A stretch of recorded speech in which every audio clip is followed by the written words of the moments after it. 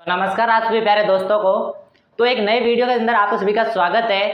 आज मैं बताऊंगा कि अम्ल और क्षार, जो क्षारक होते हैं, भस्म होते हैं, उनकी पहचान कैसे की जाती है। ज्यादातर स्टूडेंट को ये पता नहीं होता है कि अम्ल कौन सा होता है, क्षारक कौन सा होता है, एसिड कौन सा होता है, बेस कौन सा होता है और दोनों कौन से होते हैं जिसको दोनों तरफ व्यवहार करते हैं। एग्जाम के अंदर पूछे जाते हैं लेकिन कि निम्न में से अम्ल है, निम्न में से क्षार है, ठीक है, तो आप पहचान नहीं कर पाते हो। तो इस वीडियो को अंत तक देखना, आपके पूरे डाउट क्लियर हो जाएंगे कि अम्ल कौन सा होता है, क्षारक कौन सा होता है, ठीक है। तो सबसे पहले मैं बात करता हूं, आप ध्यान रखना कि किसी भी फॉर्मूले के अंदर, आपके आगे फॉर्मूला लिखा हुआ है, किसी भी फॉर्मूले के अंदर आपको H दिख जाए, आगे किसी भी फॉर्मूले के आगे H दिख जाए, इसका मतलब आप वो लिखना है कि आपको अम्ल है, ठीक है। अपवाद को छोड़ के मैं बात कर रहा हूं, ठीक है।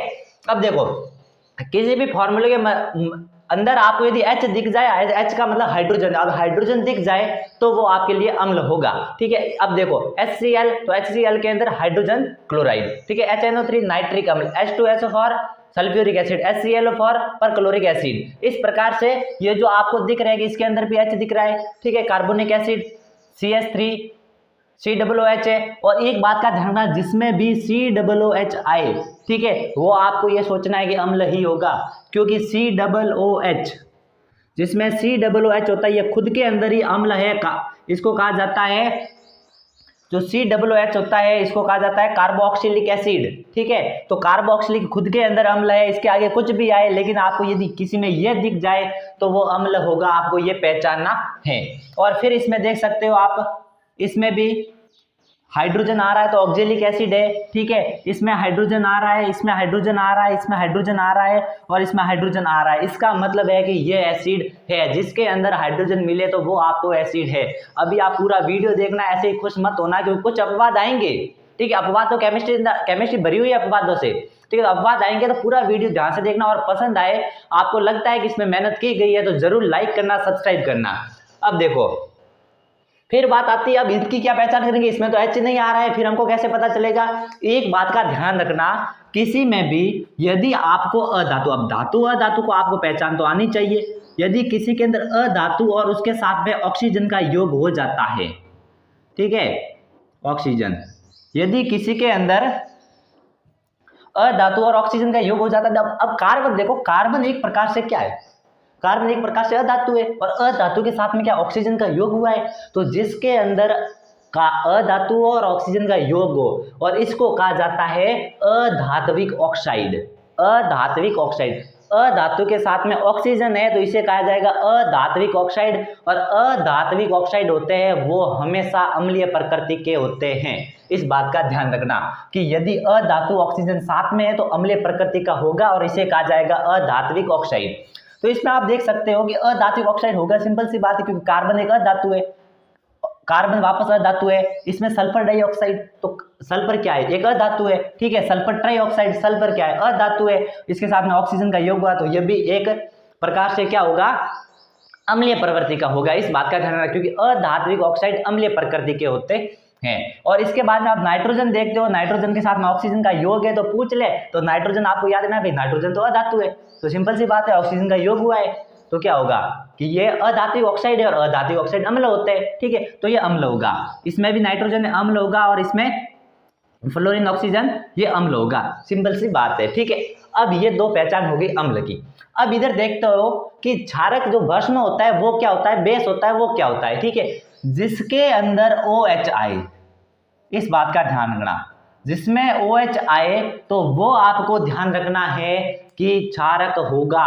इस प्रकार से इसमें मत देखना कि सर यहाँ पर OH आए, क्योंकि ये खुद पूरा एसिड है, ठीक है, इसलिए।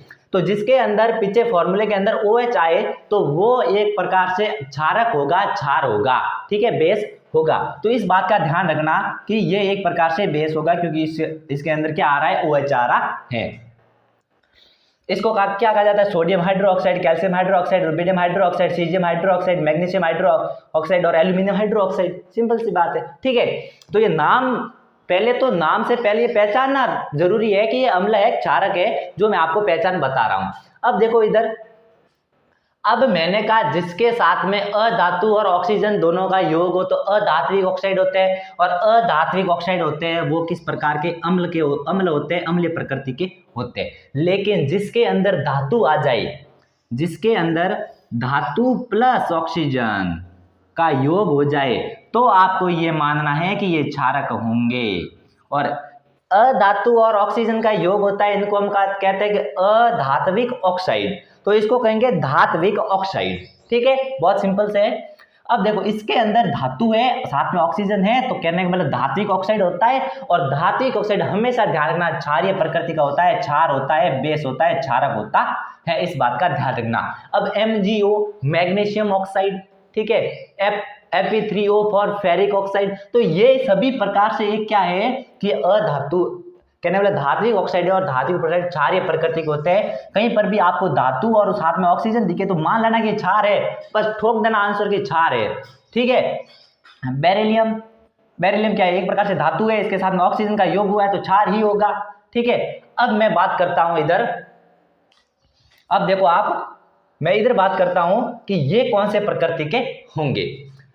अब देखो अम्ल की पहचान कर ली हमने, क्षारक की पहचान कर ली, लेकिन कुछ धात्विक ऑक्साइड होते हैं जिनके साथ में मतलब धात्विक या अधात्विक जो कुछ इस प्रकार के ऑक्साइड होते हैं जो अम्ल की तरफ भी व्यवहार करते हैं और क्षारक की तरफ भी व्यवहार करते हैं, एसिड की तरफ भी व्यवहार करते हैं, बेस की तरफ भी व्यवहार करते हैं। वो कौन से, आपके लिए बहुत ही आसान ट्रिक है। सभी बेगाने प्रभु ने जमाने में अली सॉन्ग गाया।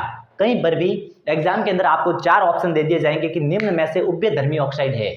उभयधर्मी का मतलब होता है जो अम्ल की तरफ भी व्यवहार करे और क्षारक की तरफ भी व्यवहार करे। वीडियो पूरा देखना क्योंकि अभी तक बहुत ही इंपॉर्टेंट लाइन बाकी है। ठीक है, तो देखो कहीं पर भी आपको ये दिखे और इसके साथ में आपको ऑक्सीजन का योग मिल जाए, कहीं पर भी ये दिखे इसके साथ में ऑक्सीजन का योग मिल जाए, जैसे कि आप मान लो कि ZNO ऑक्सीजन का योग मिल रहा है, ठीक है, लेकिन ZN किस में लिखा है, मैंने उभयधर्मी के अंदर लिखवाया। इस बात का ध्यान रखना कि उभयधर्मी, उभयधर्मी का मतलब होता है जो अम्ल और क्षार दोनों की तरफ व्यवहार करे।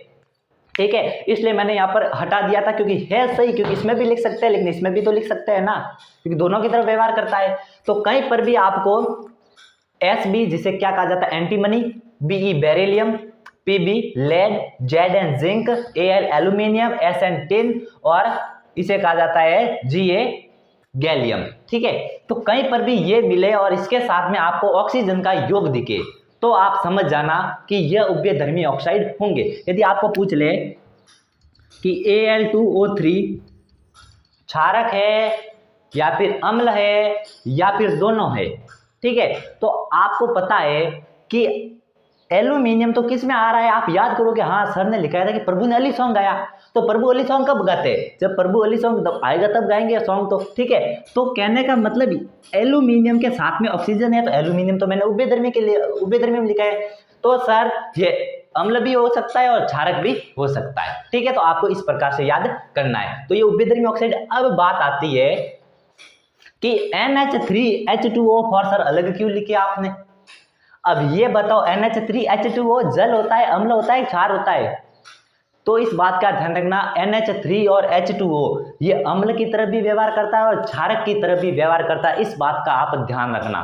ठीक है, तो ये बहुत इंपॉर्टेंट। अब कैसे व्यवहार करता है वो बाद में सीखने की बात है, पहले ये पहचान करनी सीखो कि अम्ल है या क्षारक है। ठीक है, तो यदि आपको वीडियो पसंद आया और इसी प्रकार के आप ट्रिक जानना चाहते हैं तो चैनल को जरूर सब्सक्राइब करें। तब तक के लिए आप सभी को धन्यवाद।